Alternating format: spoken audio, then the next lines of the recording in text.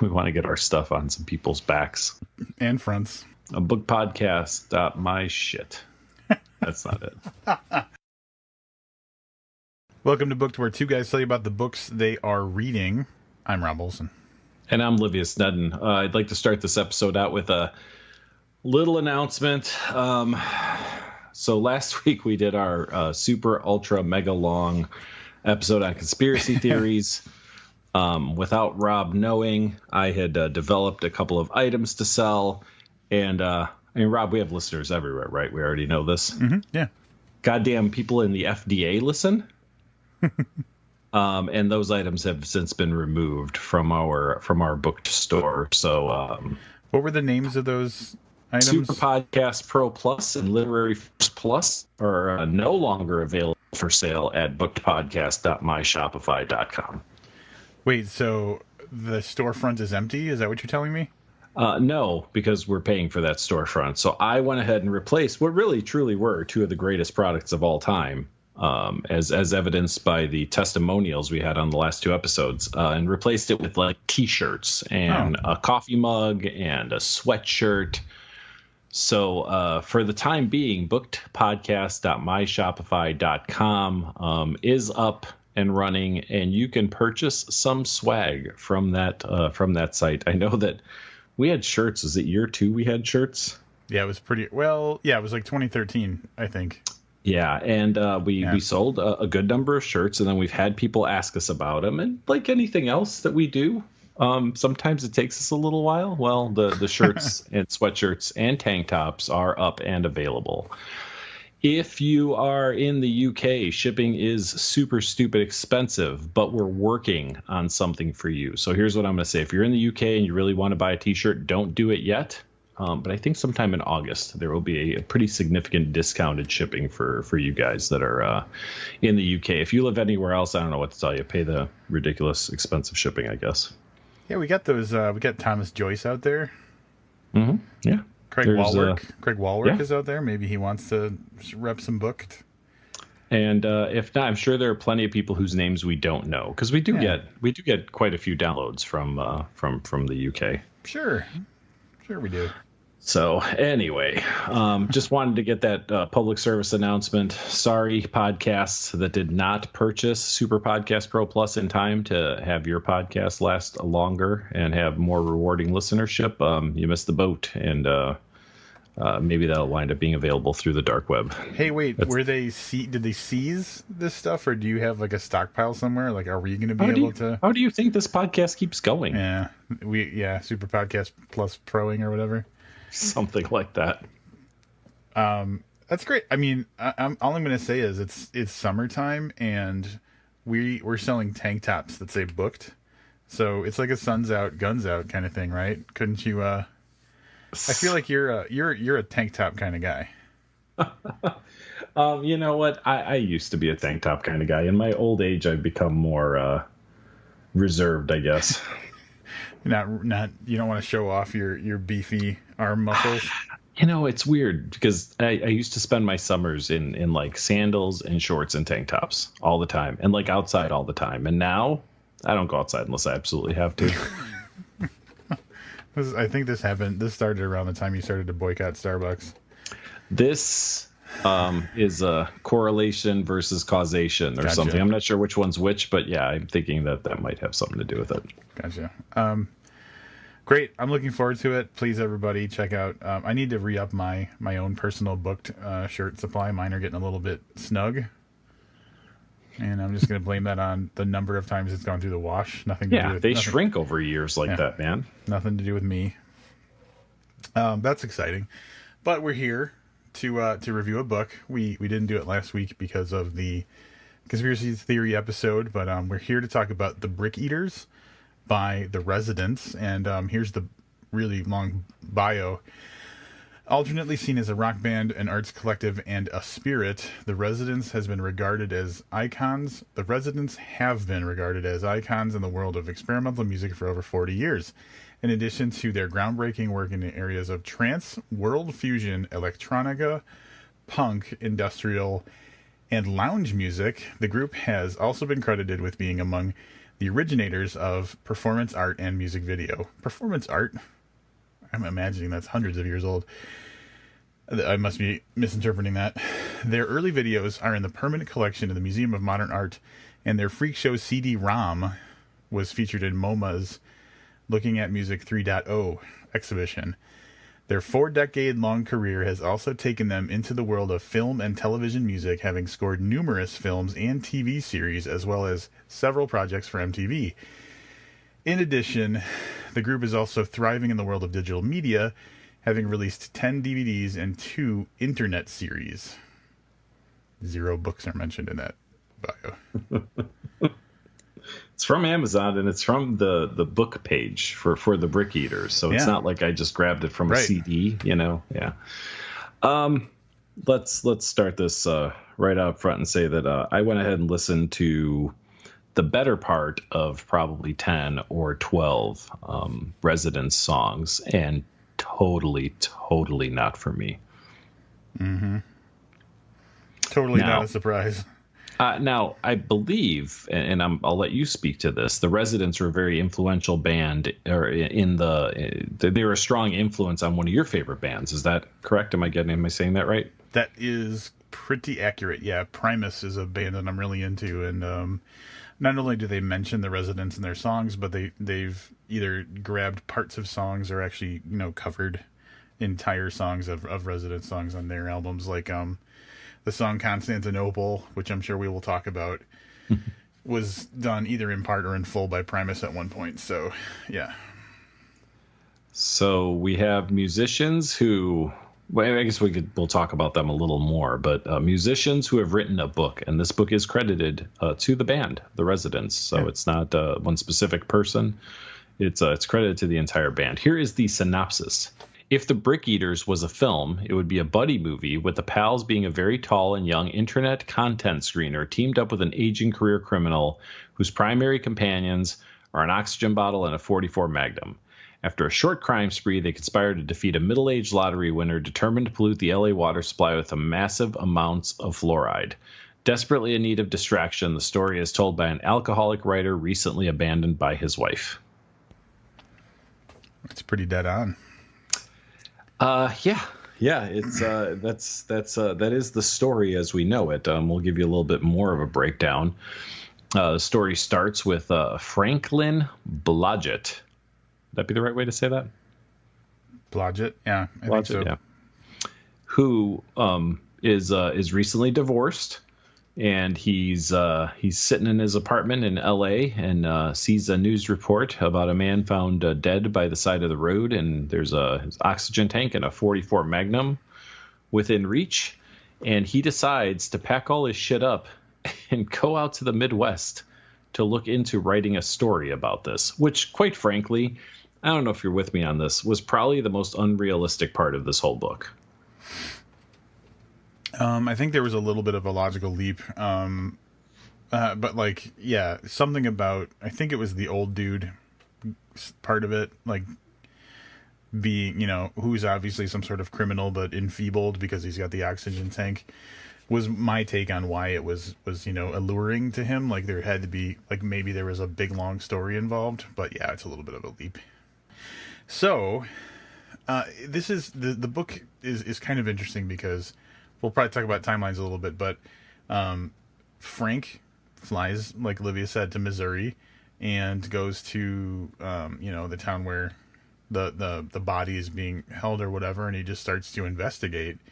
And he's trying to pick up, information to write his story.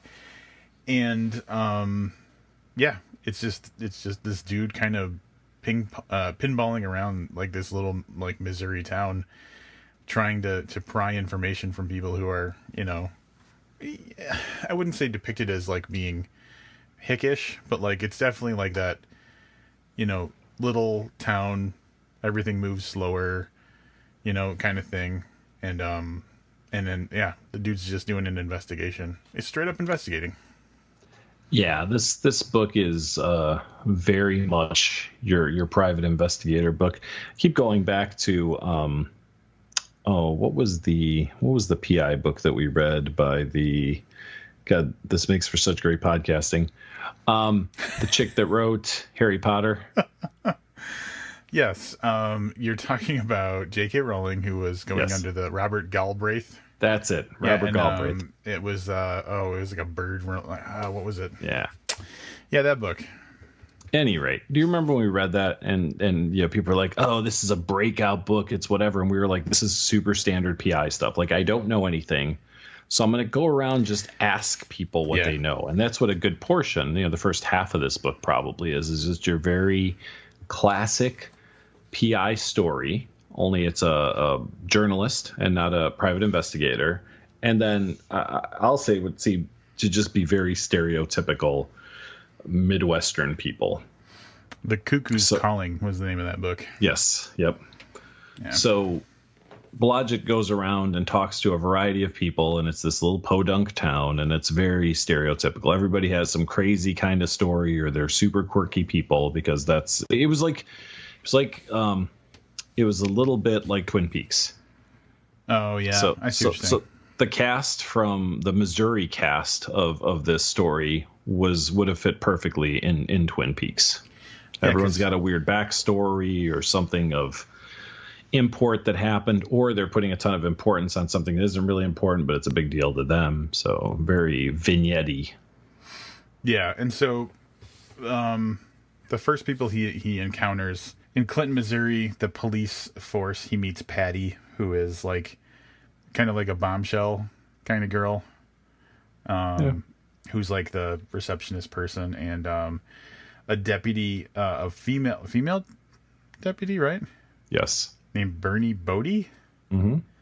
So based on information he gets from the police, he kind of sweet talks Patty into giving him some information he's not supposed to have, and that puts him on to discovering one of the big characters in the book, which is Ted Hendricks, who is the content screener guy that's mentioned in the synopsis. So he's put on the scent of Ted Hendricks, and that's where the investigation really starts to gain momentum, because this is where he finally like gets a hook into someone who's actually like involved with what had gone down, and would actually be able to like provide firsthand accounts of what happened to this old guy with the oxygen tank. Mm-hmm. Rob was a little prophetic in saying that after reading the synopsis, I still didn't see it, but you had said that you had a feeling this was going to be a little bit of Warren Ellis' Crooked Little Vein. Yeah. And although that one went a lot deeper, so it was the same kind of thing, right? They're traveling around, they're just getting these clues, they're trying to track this thing down, but they kind of delve into the sexual underground of America. This one, I think, had a similar feel, because there was a lot of like vignette pieces about these people. But when he got to the content screener and that guy started talking about his job, that felt like it should have, like, if Crooked Little Vein was written today, that would have been one of the stops for the characters in that. Yeah, and I actually have a couple of I have one or two examples, if you think it's a good time. Sure. Let's see. I think he worked for, was it Trusty Tech was the name of the company that he worked for? Yeah, something like Data that. Purification Services. So this is a description of Frank's impression of what Ted's job is. Companies like YouTube, Facebook, Google, Vimeo, Twitter, Tumblr, etc. outsource their censorship problems to Trusty Tech and his competitors. In other words, if you collected all your girlfriend's turds for 6 months, made a video of yourself eating them slathered in maple syrup, posted it on YouTube, and some asshole flagged it as inappropriate, then Ted Hendricks or one of his colleagues would eventually wind up watching it. Among other less tasteful images and videos, it was not a pretty job. So I love that he frames it as some asshole flags it for content. Yeah, like, come on, great man. Stuff, yeah. Like, you're just doing your thing, and some jerk off needs to get involved and fly. Yeah. I didn't think about that, but that's a very real job. Like, somebody has to review, and some of that can be very, very mundane, right? So if somebody posts a lewd picture on Facebook, right, and someone reports it for content, like someone looks at a picture and says, oh yeah, we can see a guy's balls, yeah, we should probably go ahead and remove that. Well, but well, you know what I mean? Like, so that would be like kind of the lamer part. The whole no, I'm pissed at my ex-girlfriend, so I'm going to post her nudie photos to her wall so that everyone will see them. Like, that probably happens, that's the kind of thing. And again, today I can only imagine what kind of stuff gets flagged for content that's just statements people make. Like, there's got to be a whole new over the last 2 years, right? This emergence of I don't like this person saying, so I'm going to flag it for content. But yeah, there's probably a lot of stuff that's really super questionable. And I don't know that one person has to see all the bad stuff. I imagine the real job of someone like this is a lot of, exactly what I just said, probably nudie photos and a lot of claims of racism or anti-Semitism in a statement or a meme that's put up or something, so they have to look at fairly mundane things and be like, yeah, this is okay, this isn't.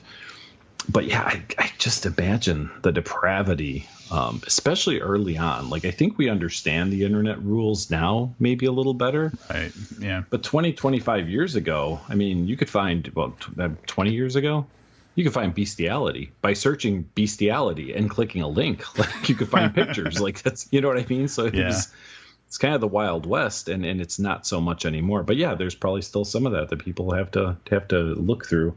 I guess what I'm saying is I don't feel like it felt like this character, Ted, was like only saw super terrible stuff all the time. And I highly doubt that enough of it ends up on one person's plate where it's like 4 days in a row, all he's doing is staring at videos of a woman having sex with a monkey or gorilla rather. There's a chimpanzee, A chimpanzee, is one of the things they talk about in this book. So I don't think that comes up terribly often. I'd hope not. I mean, hopefully the pay is good. Wait, for Ted or for the chimp or the woman or who? Oh, I was talking about for the Ted job, but... I mean, all three of them, I guess, ultimately. With the woman and the... Oh, so you're thinking the person who's videoing the woman and the chimp is paying both of them? Well, I guess it depends. Because the chimp can't pay the woman because it's a chimp, but the woman right, but the woman could be paid by somebody. Yeah. But see, okay, so I feel like we're back in the conspiracy theory episode. All right, I think that, and I don't know this for a fact, right? But I feel like I read somewhere that men in pornography make less money than women. I feel like that's an accurate statement. I would imagine that that's because they're just easier to find. Like, somebody is getting more out of this interaction. Okay. So could we agree on that? I'm pretty sure that that's, unless you're talking about gay porn, and then I think it's entirely different. Well, yeah, then both men are probably getting paid. Probably equally would be my guess. Probably, yeah. Yeah. Any rate. So I guess what I was saying is, like, I think men in gay porn probably get paid more than men in straight porn. Oh, I got you. It's like this thing. All right. Yes. Okay. Yeah, probably. But if we take that model and we move it over to the chimpanzee and the woman, you have to ask yourself, who has more to gain out of this? Is the woman more into having sex with the chimp, or is the chimp more into having sex with the woman? Because whoever is on the lesser end of that spectrum is probably the one that's compensated better. Well, I can't imagine a chimp is just sitting around thinking, I've always wanted to have sex with a human woman. You know what I'm saying? So you think the chimp is the higher paid of the performers? Yeah, I don't think the chimp cares. I think the chimp is just like, all right, I guess so. That would be my impression. It's going to be a lot of interesting Googling after this episode. I didn't really think about them getting paid at all until we started talking about it. I'm fairly certain, and this is the funny thing about this conversation is that, like, in the book, it never mentioned anything about pay when it came to we just introduced that. Someone's got to get paid for this. Yeah, exactly. So, and it'll be a little dicey about what we can talk about because obviously spoilers, blah blah blah. But at one point, so basically the way that the story is being told is, Frank is whatever Frank learns, that's what we learn. So, like, we're kind of coming from his perspective as far as, like, what we know about the story he's investigating. And so it wasn't until he successfully kind of talked to Ted that he started to learn about what was going on with the guy that was dead. And so getting Ted on his side and at least to the point where Ted's willing to give him information is really where he starts to crack this case open. And it's do we just talk about how Ted and the other guy meet up? I mean, I think I want to talk a little bit about, because we had said how it's like a real standard PI story. Well, it's up until that point. Okay. Because really all he has to do is find Ted. And of course, there's kind of a back and forth. But then Ted reveals everything. There's no longer any investigating. Yeah. So halfway into the book, give or take, all the investigating stops. which was an interesting... really shifts gears. Yeah, and like a hard turn. Mm-hmm. You know what I mean? Because you're into it, and I thought to myself, like, man, I'm on page like 30, and he's already like interviewed like 3 people who have all given him a little bit of information. Like, it seems like he's going to have to interview like 700 people during the course of this book at this pace. Yeah, and that's not the case. And then it kind of turns into, you know, I don't even know how to. Then it almost turns into like, I was gonna say almost like a heist movie, but that's not it. Like, they have to get into somewhere. You know what I mean? It transitions from the Stop the Bad Guy movie. Right. Yeah. Which is, I mean, I don't know. It's a little all over the place, I guess. It's like the Scooby Gang. So it turns from like this guy trying to figure out what's going on, and like you said, so he gets a little clue and he follows it. He gets a little clue and he follows it, and he does a little investigating online, and he uses some tricks that he knows. But like the big payoff is Ted, like you said, and Ted just is a waterfall of information, and then from there, as the investigation dries up, because like he knows what he needs to, he becomes personally involved in what they're trying to stop, which is mentioned in the synopsis, which is this middle-aged lottery winner determined to pollute the LA water supply. So the interesting thing about this is like that character isn't even really introduced until beyond the halfway mark in this book, and it's a big part of the plot, but it's not a part of the plot you get to until like you're seriously like half to 2/3 of the way through this book. Break away, because we said the synopsis is spot on, but that was a little disappointing to me, because I knew that's who they were looking for, and it was an issue of how do they get from Ted and Wilmer Graves, the old dead guy, to the water terrorist. Yep. Yeah. So, you know, knowing it in the back of your mind, you're just constantly looking for that to appear. And you know, if this is a PI novel, which maybe it's not, but, you know, it would just be nice for them to discover that over the course of the book, and not for you to, every time new characters introduced, be like, I wonder if this is the guy who wants to pollute the LA water supply.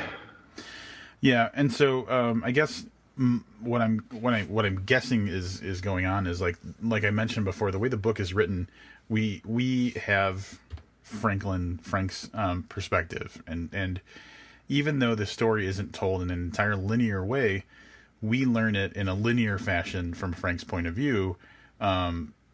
Basically, like, we are going, you know, in complete like chronological order up to the point where he starts getting information from Ted, which is told in flashbacks. But again, that's information that we're getting. Everything is in one straight line. And what maybe this book could have benefited from was more of a fractured timeline, where like we're seeing little vignettes or chapters separately from the perspective of the bad guy, or at least kind of like checking in on what the bad guy's up to independently, so that it all kind of meets up instead of like us just following like the breadcrumbs the whole time. That's a good point. There's a little bit of a romance that blossoms. So you've got a little bit of that, but it's in a really weird way. I just realized that we've been talking about this book like kind of on a downward path, right? And there's really a lot of good things in this book. Yeah. Oh yeah, totally. And one of them really is Frank's potential relationship with Patty. Yeah. And I fucking love this storyline, because, and I don't think I'm giving away too much, but Frank like starting to think he's in, Then he figures out he's totally not in at one point, and I was like, this is fucking perfect. Like, I love that whole thing up until that point. It was done super, super well. I mentioned that the vignettes are really kind of stereotypical podunk town, clearly written by somebody with, I'm going to say, probably a little bit of a disdain for Middle America. Did you get that feeling? Not a high opinion, for sure. Yeah. So I was like, all right, this is what it is. But, but those vignettes on their own, if you took one of them out of the book, I'd be like, that's an interesting, fun little Midwestern story. When you pile them all together, it starts to feel a little heavy-handed. Yeah. But individually, I thought they were enjoyable. Mm-hmm. Yeah, I don't know how much detail we want to go into, but there was one of the Patty plot points. That was alliteration right there. The Patty plot points was her mother being in the hospital, and without talking too much about it, the Patty and her mother story was probably the most emotionally authentic, I think, part of the whole book. And it actually gave us good insight into how good of an investigator Frank is, because he, was with Patty, with her mom in the hospital, and witnessed what was objectively happening in front of him, and then in her talking about it afterwards and the way she thought things were going, and his insights about that, and how that story kind of paid off later. You're like, man, he really knew what was going on, and it was good, but it also the Patty and her mom story paid off really well. Yeah, I agree, and that's what I'm saying. That story on its own, really good. Yep. But like I said, when you pile the other stories around it, it starts to feel a little oppressive for the Midwest. Yeah. So I don't know how much else we're going to talk about plot-wise. I will say the one thing we didn't mention is there's a considerable amount of humor in this book, and I will say, for my taste, very good humor. Lots of chuckle-worthy things. Frank's mindset, and like I said, we see 85% of the story through his eyes. The only time we're really not in his eyes is that Ted is relating his story with Wilmer to him. But even then, some of his reactions, some of his, I'd say, intro and outros to those scenes are really, really funny. I mean, so he's a really entertainingly written character. Yeah, I agree. Yeah, it's a light book, and it's a fast read. I don't know how long it took you to read it, but, I mean, this was one of my read it in one day things, and it wasn't an all-day thing. It was a few hours, and I knocked it out. So which book wasn't an all-day thing for you, a one-day, all-day thing? That's what we should keep track of. Yeah, I've been trying to parcel them out a little bit lately just to see how that goes, and it's a lot less stressful. Yeah. So, well, I think, I mean, I read this in 4 sittings, maybe. A couple of those were just lunchtime where I only had half an hour to read. So, it kind of forces me to step away from the book. But, it's a very quick read and like I said, fairly entertaining. To illustrate the fairly entertaining, there's a whole thing where he's driving back into town from somewhere else, and I don't remember what it is. I think he was getting sleepy behind the wheel. It's the crash. He was getting a little sleepy behind the wheel, but he had also had a little bit of something to drink, and we're definitely going to talk about that. And the car goes off the road and gets kind of stuck in a ditch, and there's this just comic scene where everything he tries to do, just the worst possible outcome happens from it, and then it leads to the car burning, and it's snowing, and it's in the Midwest, and it's snowing, and he's all scared about hypothermia and dying in the cold, and there's this whole paragraph about being cold and everything, and I'm going to read a little bit out of it. As I sat there feeling the effects of the bourbon numbing my brain, I tried to recall everything I could remember about freezing to death.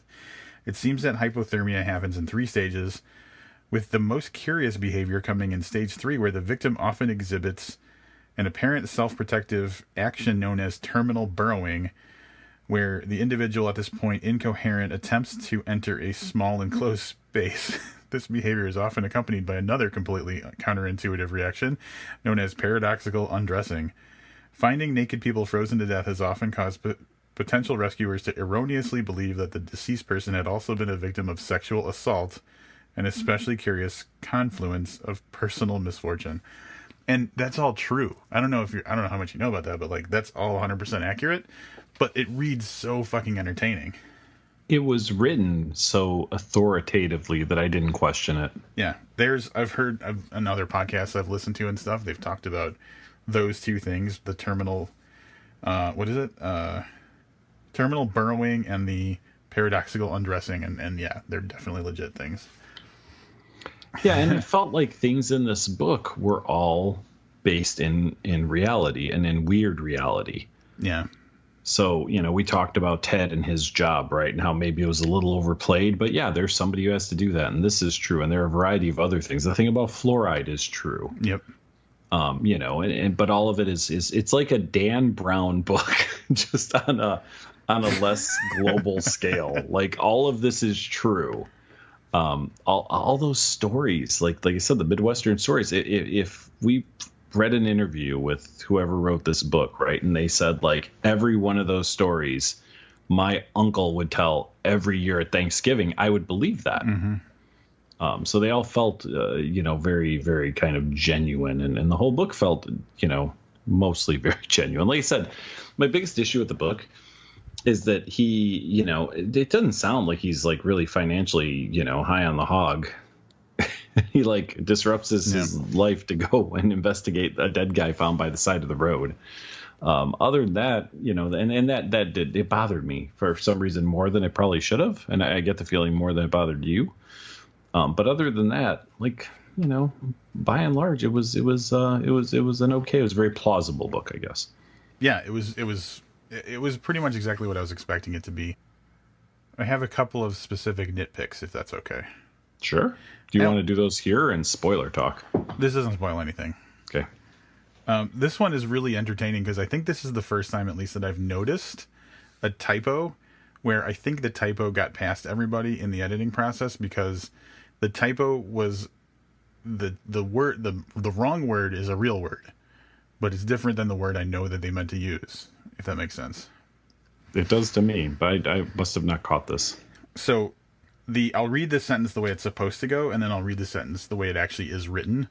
The odd assortment of utterly useless timepieces crowding the walls of a dilapidated diner struck me as the perfect setting for a Twilight Zone episode. Dilapidated is the word that is the typo. The actual word is the odd assortment of utterly useless timepieces crowding the walls of a depilated diner. And I looked up that word. Okay. And it means like removing hair. Like oh, yeah. So it's I'm sure the typo passed because depilated wouldn't show up in like a word kind of thing. Sure. Like it wouldn't have the little squiggly red line underneath it. Mm-hmm. And people just probably like zoomed past it. So that was the first time I'm like, this typo survived because it was accidentally a real word. Interesting. And that could have been an autocorrect typo. Yeah. So that's close enough that if someone just spelled dilapidated wrong enough. Right. Unless they really corrected, meant a place that had its hair removed. A diner that had its hair removed. Yeah, that's a little bit of a stretch. Yeah. Right. Yeah. A couple other like I just real quick ones, like once there's just a couple of just the way they were written didn't really like sit well with me. Man, Rob hasn't word snobbed shit in a really long time. Hundreds of episodes. This one I just didn't. This line made me think, oh yeah, this is the Residence. This makes sense. But the line was, "Wow, my head was spinning like an ice skater on acid." I was like, but then I was like, it's the Residence. Like, it's totally their style, based on the music I've listened to from them. And then the other one is, I won't tell you what's going on, but all swarming around your brain like bees abusing a legless lamb. And I was like, I don't know how that's going to help anybody imagine what's going on, but it's vivid. Yeah, that it is. It is. So those are my couple of little word snobs. Wow. When's the last time we actually used the phrase word snob? It had to be like under episode 50. It had to be earlier than episode 50, I'm guessing. Oh, I don't know. I would say probably 100, but yeah, that's maybe right.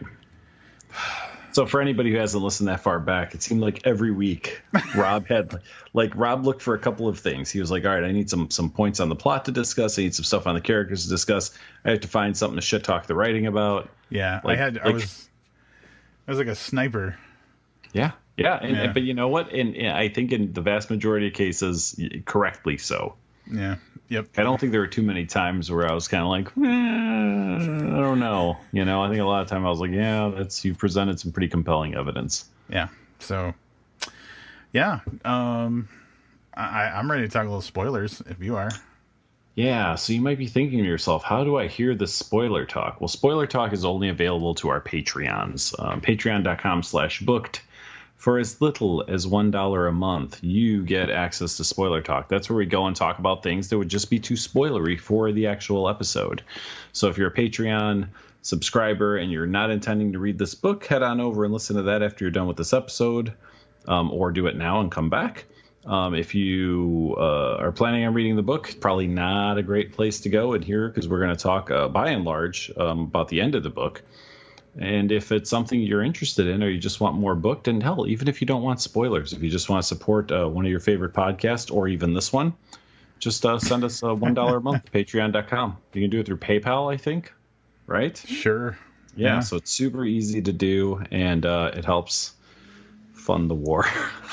But I want to say, before we jump over to the spoiler talk, I want to welcome our newest patron and thank him.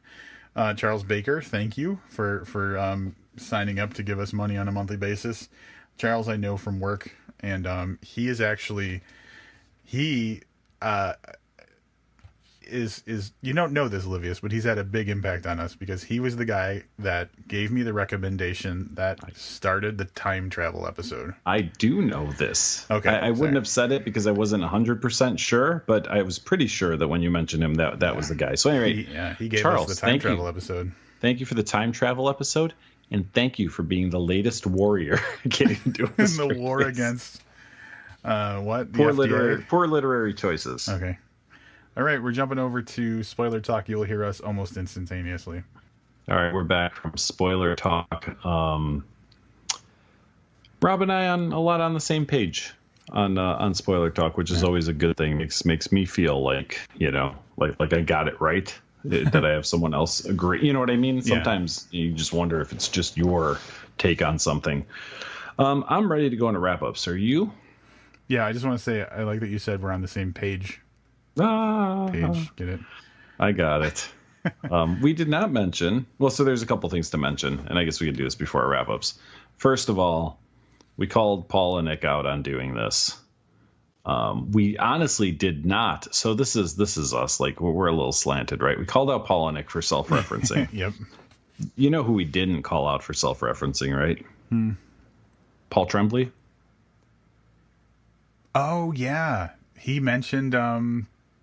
He mentioned his book. Yeah. He mentioned Disappearance of Devil. He alluded to, or did he straight out name drop? No, he did not name drop. He alluded to Disappearance of Devil's Rock. But to go back to that review, because this is solid podcasting, I want you to remember back. A book is mentioned twice. In the first one, he says, and I think he's referring to The President is Missing, because he says, oh, the hot book that everyone's going to be reading this summer with an improbable disappearance by an important person. Wow, I don't remember that. Yeah. So that's the first time. The second time he mentions it, it's definitely Disappearance at Devil's Rock. But then I was like, well, someone goes missing in that too. Right. And I couldn't be bothered, of course, to find, in a paper book to search back to the first reference. But at any rate. So we didn't call him out on that. Let's see. Are we going to call it The Residents? At one point, they mentioned their biggest song, I'm guessing based on the number of plays on the music service that I use, Constantinople. How do we feel about that? Yeah, it's pretty blatant. It didn't really... Here's the thing. It didn't serve to further the plot in any way. So it was just... I think it was a little bit of, self-pleasure. All right. Interestingly enough, we didn't talk about it. Let's save this for after we do our wrap-ups. I'm going to go into my wrap-up. This book was a little all over the place, and I'm not sure how intentional that was. In spoiler talk, I'd mentioned that, the music they write is a little all over the place, so maybe this was written in that style. I'm not sure. I will carry this over from spoiler talk. If the book was written in the style of the Residents for Residents fans, like, that's cool, because I'm sure they want their fans to read this book. But the goal as a writer, I would have to imagine, again, not speaking from personal experience, is that you want readers to read your book. So maybe a storyline that was a little more cohesive, or a little, I don't know, followed a better curved arc or something, might have been more beneficial. That being said, the story is okay. I don't dislike the story. I think the story is okay, but where this book shines is in some of the characters, and we've talked about it, but I'll quickly mention Frank. No better person to tell this story than him. He's sarcastic and funny and insightful in ways that are entertaining. You've got Patty, and I know Rob's going to probably talk about this, but her storyline with her mother's great. You've got really great vignettes. They just seemed a little bit, maybe even prejudicial at times, because there were so many of them, kind of poking fun at the Midwest style of life, or what people are perceived like in the Midwest. But still, on their own individually, I thought they were really kind of endearing and fun and interesting. And I think individually they probably hit all the chords that the writer meant for them to hit. Just when there's so many of them, it's a little overwhelming.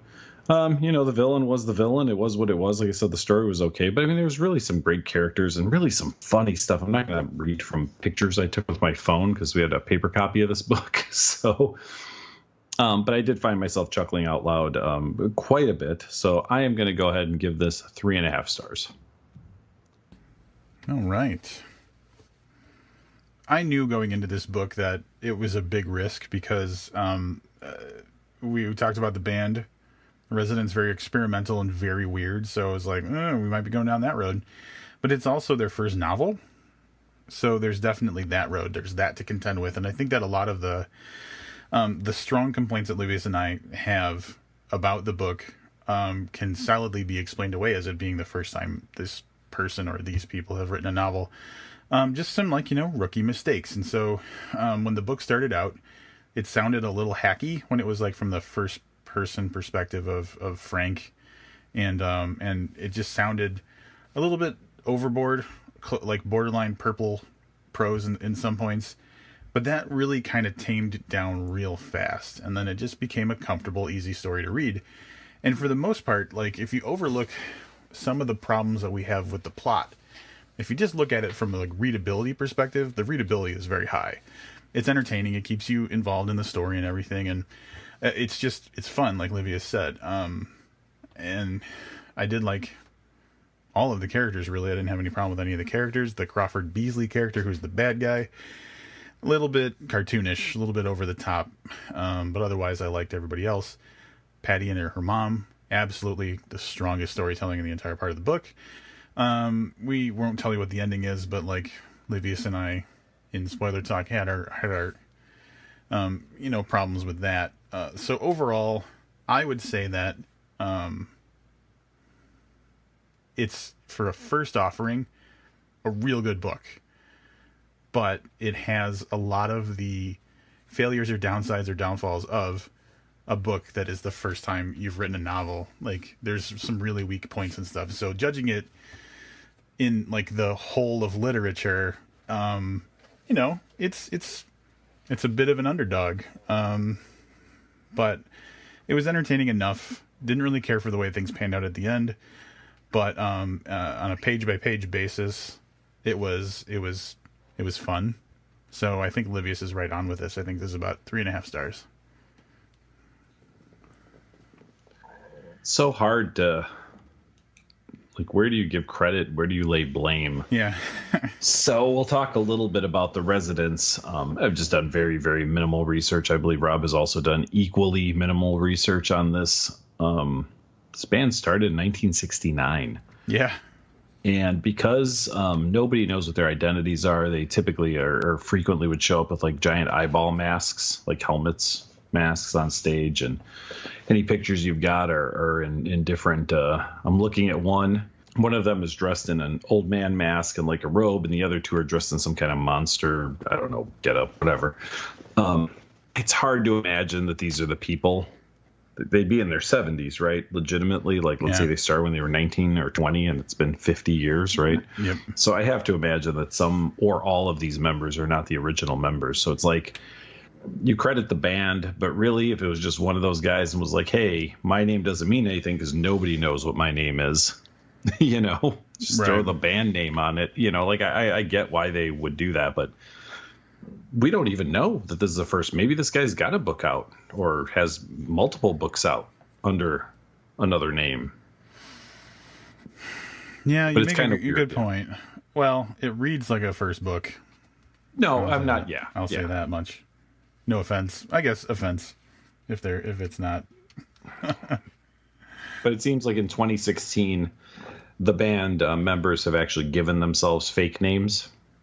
Oh, gotcha. So they are now Randy, Chuck, and Bob. Randy, Chuck, and Bob, making it happen. Right. So they're still anonymous and they still wear masks, but at least there's a differentiation, I guess, between three of them. So, but again, I don't know. I mean, maybe these guys are all 75 years old. It's crazy. I always wanted to write that book. That's where they're at in their lives. It didn't feel like this book was written by a 70-year-old. I know that might sound ageist, but this person seemed like they had their finger on the pulse of technology in a way most people that are at or around 70 don't. Good point. Yeah, that's fair. I've been around enough of those people to agree heartily with the statement you just made. I didn't mention, I don't know if this is even like bears mentioning, but the folks at Process Media sent us a review copy of the book, and that was very nice of them. And along with it came a catalog for the publisher. How often do you see catalogs, like printed catalogs for publishers? I mean, I don't know that I've ever received one, and I've received, just like you, dozens of publishers' books, right? Yeah. So to give you an idea of the press that published this, I think I was kind of telling you this before, right? Off the podcast, but there is just a variety of, and I think that one of the main things they do is music related books. So like books about bands or books by bands and, stuff like that. But there's other stuff. So like on the first page, under an ionized sky, from chemtrails to space fence lockdown. This would have been very good for our previous episode. So there's conspiracy theory kind of stuff. There was one title. Oh, look, The Krampus and The Old Dark Christmas. So there's a Christmas, looks like a horror story. There's a Prince coloring book. There's a book called Horizontal Collaboration, The Erotic World of Paris from 1920 to 1946. I mean, honestly, I don't think you've mentioned a book that I wouldn't be willing to read. Orgasmatron, The Heavy Metal Art of Joe Patagno. Oh, here you go. American Hair Metal. There you go. Yep. I'm gonna read the description of this. There was a time not so long ago when pomp and spandex dominated MTV and pop radio playlists. American Hair Metal celebrates this orgy of flamboyance, androgyny, and animal magnetism of big-haired alpha males and the beautiful women who surrounded them. Yeah. Sounds like that's right up my alley. Yeah, honestly, I every book you read, I was like, I could read that. Like, I don't know. It's definitely a variety of topics. Like, so interesting. If we ever get, if the well gets a little bit dry, we can always just reach out to Process Media, and say, hey, why don't you throw us a review copy of Genes, Giants, Monsters, and Men, the surviving elites of the cosmic war and their hidden agenda. And then we could just review that.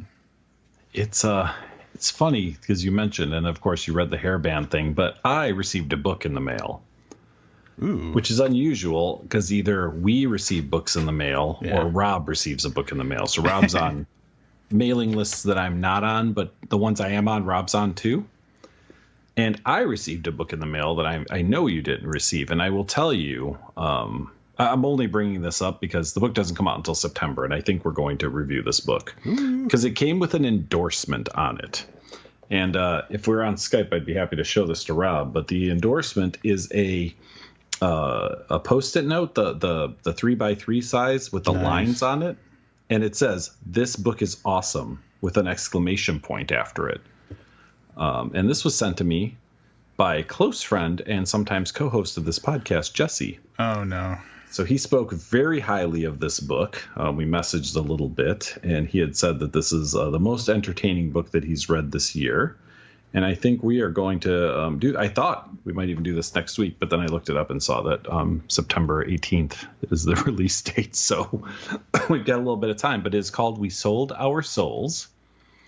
And on the cover is a person, I believe it's a man, on his knees, but like leaned all the way back with the electric guitar, holding up the devil horns in his hand. And it is it's about a heavy metal band in the 90s. It's a fiction book? Yes. Oh, all right. Yeah. So, but yeah, it's just funny that that's the one you chose to read was the hair metal one. Yeah. And I have in front of me a book that up until, I don't know, a half hour ago or 45 minutes ago, I was like, well, this might be our next book, until I realized that it wasn't being published for another 2 months. Yeah. Cool. I'm down. Speaking of which, the Residence book comes out now. It's out now because we were reviewing it the day before it comes out. So if you were interested in the Brickeaters, that is now available for you to purchase on Amazon and probably in some other places. Yeah. If we compelled you to buy it, fun little read. Oh, one more noteworthy thing. The Amazon page is way incorrect. It lists the print length at 128 pages, and I believe it comes in at 247. Yeah, I was going to say right around 250. So yeah. I remember those things because I have to put them in my little spreadsheet, which I'm going to open up right now. Yep. Rob, while we're on the music thing, I understand you went to go see an opera or something the other day. What did you go see? I don't know. So, I'm trying to decide if this is where generationally you fall with this band. So, I went to the Radiohead show, and it was Saturday, July 7th, in Chicago. The Chicago shows were kicking off the American tour, and so I got to see the second show of the tour. My first time seeing Radiohead, and it was stellar. It was incredible. How do you feel about Radiohead? I actually knew Rob was going to see that, and my response was everything I know about Radiohead I learned from South Park. And I actually had to. So this is where I'm at with Radiohead. Right before this episode, I was like, oh, let me look up and see if I recognize any Radiohead songs. So I couldn't even tell you that they did Creep, although I do know Creep and whatever. There was another song on there that I recognized. I don't dislike them. It's just not the kind of thing I would ever put on to listen to. So here's the thing. I'm at a point in my life. You may not know this, but I am turning 40 this year. And and I'm at a point in my life where I just don't want to be at a concert, which is ridiculous to say because this is the second concert I've gone to in like the last 5 weeks. The first one, I paid a lot of money to have VIP access. And so that was a good portion of the reason why I actually went to that show. This one, it was one of those, Radiohead's a band where I was like, if they ever come around and I can get tickets, it's worth going to, because I have I knew they would do a great live show, and I have a lot of admiration for the band. The concert sold out immediately. And then they added a show. They gave like early access ticket purchasing to like some fan club that the person I went with was a part of. That sold out immediately, and then the actual regular ticket sales sold out immediately. So they were totally sold out, both shows. This is when it's good to know a guy. I know a guy who knows a guy. And so I was like, hey, what do you think about getting tickets to this Radiohead show? And he's like, all right, just tell me how many you need and then how much you're willing to spend. And I was like, yeah, here we go. And I got excellent seats, and I didn't have to pay too much money. I think I paid like what the average ticket fee was, like the average price, like the lower price. Not like I didn't pay an exorbitant amount of money, but the seats were excellent. And I don't know if it's just like you would think this would happen opposite of what I'm about to explain, but I feel like the sound quality of live concerts is greatly improved from what my impression was from when I was going to concerts when I was younger? I haven't been to a concert in years, but I mean, it is technology, right? Yeah. So like the sound in movie theaters has improved significantly over the last 25 years as well. So I'm going to have to guess that, yeah, there's probably something to that. Where did you see them? Because that also plays an important role. It was at the United Center, which is, for anybody who's not from Chicago, it's where Chicago Bulls and like the Blackhawks play there too, right? Mm-hmm. Yep. So it's a sports arena. But man, crystal clear sound. Like I used to always try to line up like toward the middle of the stage, no matter how far back I was, because I figured that was like the best sound based on how the speakers were arranged. Right. I was significantly to like the strong left of the stage, and it was still crystal clear. I could hear everything great. And like I always remember just like every instrument was so loud that it all just drowned each other out until like you just heard a big mess of noise and you could kind of recognize the song, but like you couldn't tell the lyrics or anything. This was crystal clear. I was and like the same thing happened at the show I went to, the Primus show. The sound quality was just so unbelievable, and I was like, how long has this been going on? No, I know what you mean. I spent a lot of time at shows in my younger days, and yeah, the sound was always garbage. It's garbage. But yeah, I mean, like I said, I guess it's technology, right? So that can improve just like anything else. So I didn't realize that Creep song is 92. Yeah, that's from a really long time ago, man. Yep. Yeah. Excellent show. Very happy I went. And then what I did was, and I use Apple Music, but people could use, I'm sure you could do the same thing on Spotify or Pandora or whatever. On Reddit, there was a thread that was going, this is insane. A friend of mine, so I went with my friend Liz, and her husband is not a Radiohead fan. He wasn't at the show, but he was at home, and he was kind of checking up while he was doing whatever he was doing on this thread that on the Radiohead subreddit, where some people were updating the thread as the concert was going on and adding like each new song on the playlist, like the set list. And like when someone would upload a video on YouTube of one of the songs, they would like link it in there. So this, like at home, John was following along with, he knew exactly what was going on in the concert. He wasn't even there. That's interesting, because in my heyday of going to concerts, the internet didn't exist. Right. Essentially. And you could find playlists because, eventually somehow some archivist or whatever would collect them all, however they would get them. Yeah. And you can even go on now and look up a set list from a show from 25 years ago, and you'll probably find it if it's a big enough band. It's interesting, though, because there are people at the show who are, and I see this all the time, right? Because you see it on social media or Instagram, right? Someone posts 38 pictures and they're busy posting them on Instagram while the show's going on. So yeah, I guess it is a little different way to engage, especially if you're involved in a subreddit for something like that. Links to Periscope streams, like this was like the most comprehensive, like media, like accumulation of media for. So like I can imagine if I wanted to. Every date that Radiohead has a show, I could essentially go to that show just by following the thread in the subreddit and like watching the live videos that are being posted and stuff like that. It's pretty wild. That's really cool. I may have to look into that. I mean, not for Radiohead necessarily, but there are some bands I do like. But yeah, I'm with you. And probably right around that same time in my late 30s, I was like, I'm just not cut out for this shit anymore. Interesting postscript. After we were leaving, we were trying, like, we're navigating to drive home. Liz receives a text from John that says, "Watch out for traffic. A helicopter crashed on the highway on the Dan Ryan." Oh, Jesus! I was like, he's got to be joking. Like, there wasn't really a helicopter crash. But when I looked at the maps and I looked at the traffic, like the area where he said the helicopter crash was like massively, like the road was closed. So apparently a helicopter crashed that night. And you know what? There was another concert that you're like, let's wrap this up, Rob. During the Radiohead show at a different venue in Chicago, the Pixies and Weezer were doing a show. Yeah, see, now I saw that, and that was tempting because I've never seen Weezer live.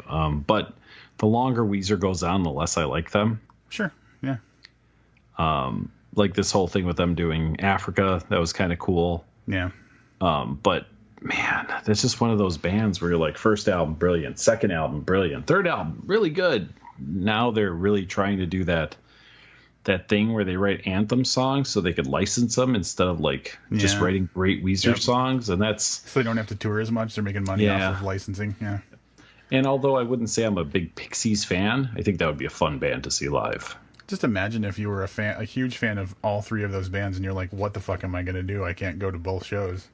Yeah, that's true. I'm going to go crash a helicopter in protest. My biggest issue with shows is that a lot of the bands I'd want to see would just be general admission shows. So you had like seats, and when you have seats, you have your little cordoned off 18 square inches or however much you get. You have like a space. And shows that I want to see are just a bunch of pushing and shoving, or you're all the way in the back, like kind of chilling out and whatever. And I'm not an all the way in the back kind of person. If I go to a show, I'm happy to get out there 2 hours early, wait in line, make my way up to the stage. You know, like that's my just post up. Yeah, that's my idea of an experience, which I know goes against like what you know of me, because like I don't like to leave the house and I don't really like crowds and whatever. But if I'm going to a show, like I want to do it right. But, I was talking to Listen. I pointed to the general admission, and I was like, "Look at those fucking cattle." Yeah. And I was like, "You see those people back?" And I pointed to the very back. I was like, "That would be me. Those three girls right there. That would be me." Yeah, I can't / won't do shows like that. Like, I have to have a certain like guarantee of like a level of comfort. Mm-hmm. Did we talk about the Primus show at all? No, not from that standpoint. No. I'm just gonna dip into this really fast because like we went. So weirdly, Primus I went with John, who is the husband of Liz, who I went to the Radiohead show with. So I'm going to concerts with this married couple, but separately. And I didn't want to do general admission, so we bought seats, and they were like the first row of seats just beyond general admission. And I was thinking, like, because when we got there, it's just basically a flat parking lot, so there was no, like, sloped lawn or anything like that. And I was like, great, someone's going to stand in front of us. It's going to be annoying. The security at the place we were at in Northerly Island, the Huntington Bank Pavilion, like, if anybody stood at the fence that was, like, in between my seats and the pit, like, the security people would walk around and, like, shoo them away. So I always had a clear view of everything. It was great. I could sit down and I could just see everything, and I was like, this is amazing. So now I'm kind of getting hooked on, like, convenience at concerts, but I don't think I'm going to be going to any concerts anytime soon. I spent my teenage years waiting out overnight for tickets. Yep. So that I would sit in, like, the fourth row. At, like, it's, like, Carson the best Perry I did. Scott. Yeah, I used to go to Rose Records in Chicago. Yeah. Okay. Lincoln, Ashland, and Belmont. And I don't know, 20 times, 18, 15 times, I don't know. But it was always like you'd get there, you'd hang around across the street till you saw the manager leave. Yep. Because you weren't supposed to do that. So there's no one to shoo you away. Right, yeah. So the second, like, the lights went out and the person that had the keys left, like, you know, people would scamper out of the shadows. Like, you know what I mean? Usually like a group or two.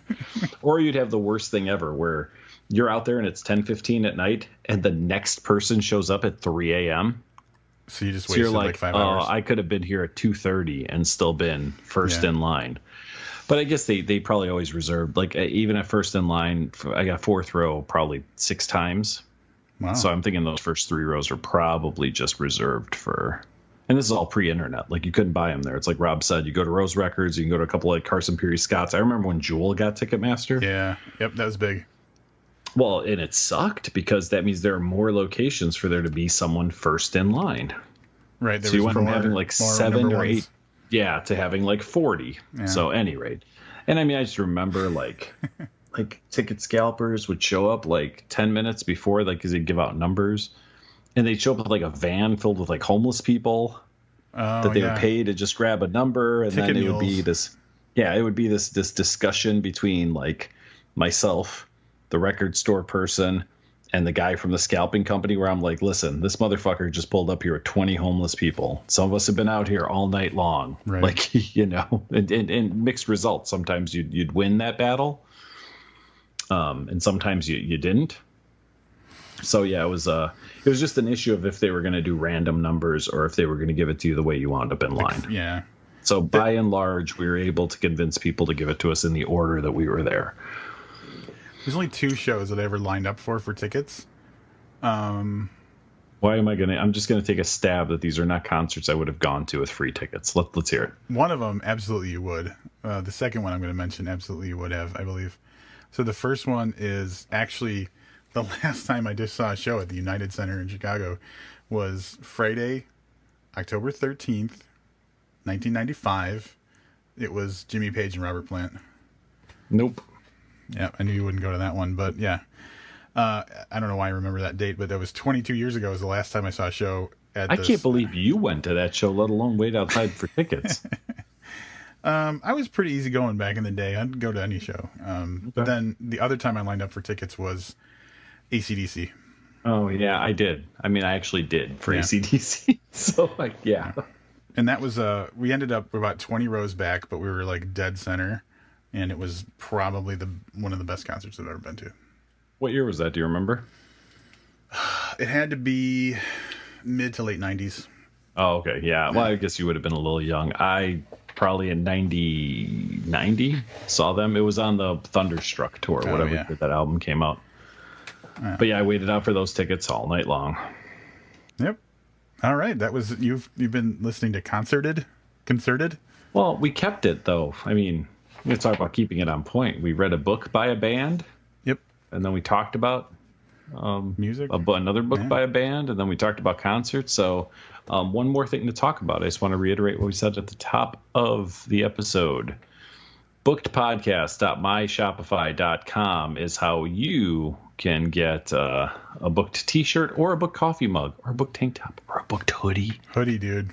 It's all kinds of stuff. The hoodie I put on there just so Rob could have one, I'll be honest. I was like, it's fucking bullshit hoodie. And I was like, Rob's going to want a goddamn hoodie, so we're going to upload a hoodie. I don't want to, we're going to take it away. It does cost us money to have the Shopify store up, so I can tell you, don't wait forever, because at some point I'm going to be like, I'm tired of paying this bill every month if we're not selling a couple t-shirts. So get them while they're hot. If you're in the UK, I promise we're going to figure out something for you guys in August. So we're going to leave the store up the way it is, and then I'm going to have to kind of change some things, but there will be an opportunity for you in the UK to have reasonable shipping. I'm going to go on a limb and say probably $5 shipping for you in August, and we're going to figure it out. But we want to get the store open, and we want to get our stuff on some people's backs, which sounds so much worse than fronts. I thought that was going to sound. So one more time, bookpodcast.myshopify.com. I also understand there might be a shorter URL coming for that. It's a possibility. So we don't know exactly what we're doing next episode, but we got some good books coming up. So join us then. That's going to wrap it up for this episode. I'm Rob Olson. And I'm Livia Snedden. Keep rocking. See what you did there.